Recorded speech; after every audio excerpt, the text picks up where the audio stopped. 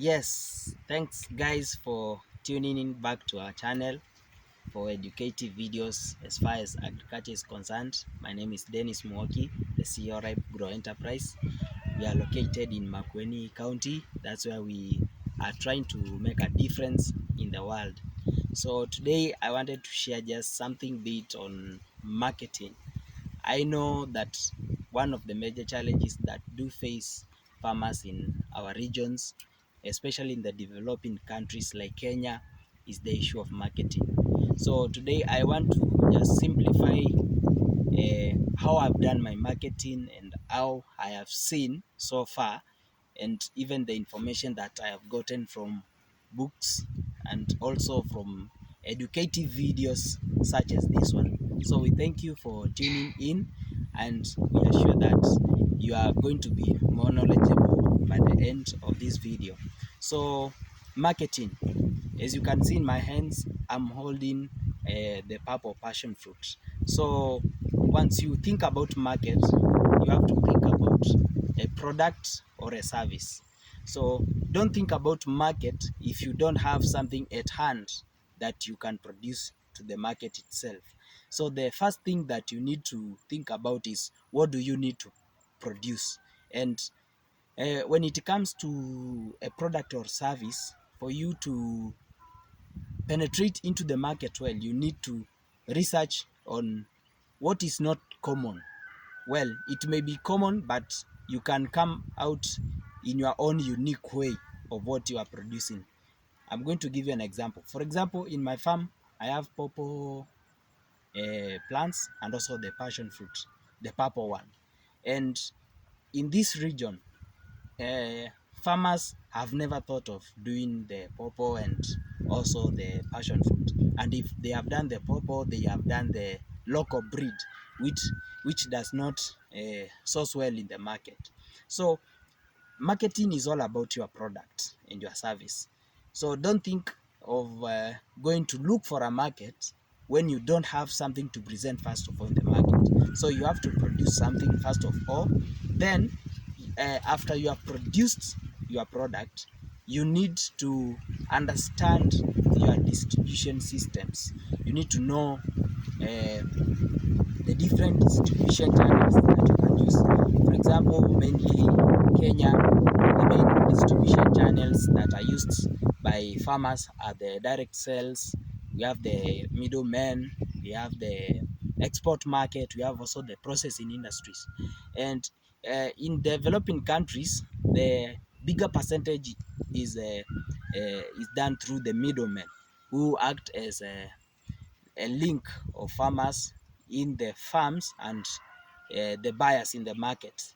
So once you produce your product, and let me just say something about the product, because it may be a challenge of knowing what you want to reproduce. So uh, everything begins with an idea. So you need to go out there. You need to attend farm activities. You need to attend conferences so that you may understand what you need to produce. For example, before I began my farming, we had a visit to Bishop Masika's farm in Yata Christian Impact Mission, and we visited a farmer who was growing actually bullet chilies. And in his farm, we had just few plants of purpose, and they had reproduced well. They were packed well with the fruits. So he asked us a rhetorical question and said, just imagine if in your farm you had such plants, like 100 of them. Yeah, and that thing stuck in my mind. So I realized that if you can have at least 100 plants of whatever kind, especially the fruit trees, then you can easily uh, get into commercial farming. The challenge with our farmers is because they want to do farming in small scale, if I may say. But if you want to advance well and penetrate into the market and shift from subsistence to commercialized way of farming, you need then to have numbers. You need to have what we call in economics the economies of scale to to produce, and that gives you the a bargaining power to penetrate into the market, because when you have volumes, even uh, the, the, the, the, the middlemen can come and source your products right from the farm, hence cutting down the cost of transport and all that. So once you produce your product in large quantities, then you have to learn with time the channels that you are using to distribute your products. So like for me, the passion fruits, okay, the fruits that I'm producing, I mainly sell them to the middlemen, but also I have a shop, a shop in our nearby village, a fruit grocery shop, whereby the any fruit that the middleman says that it is not of the best quality, I take it and we add value by maybe blending juice, the having the salads and the puddings and all that. So in that case, you find that I minimize any post-harvest loss of my fruits. As you know, the fruits are highly perishable, so you need to have this dynamics and to understand on how you can effectively ensure that there is flow of your products from the farm to the end consumer. And so the other thing is that once you have understood the markets, after having distributed your products, you need to go back again and expand on your production. You need to go and reproduce more. For example, now I am thinking of accessing like the export markets, and I've reached out to several companies who do export on behalf of farmers, and they are demanding larger quantities. So for example, in my purple passion farm, I am producing 100 kgs in a week, and you find that the export market, they may be demanding like a ton every week. So I need to expand my production so that I can be able to meet their demand. Uh, and also the supermarkets, the processing industries, they always look for those farmers who produce in large quantities.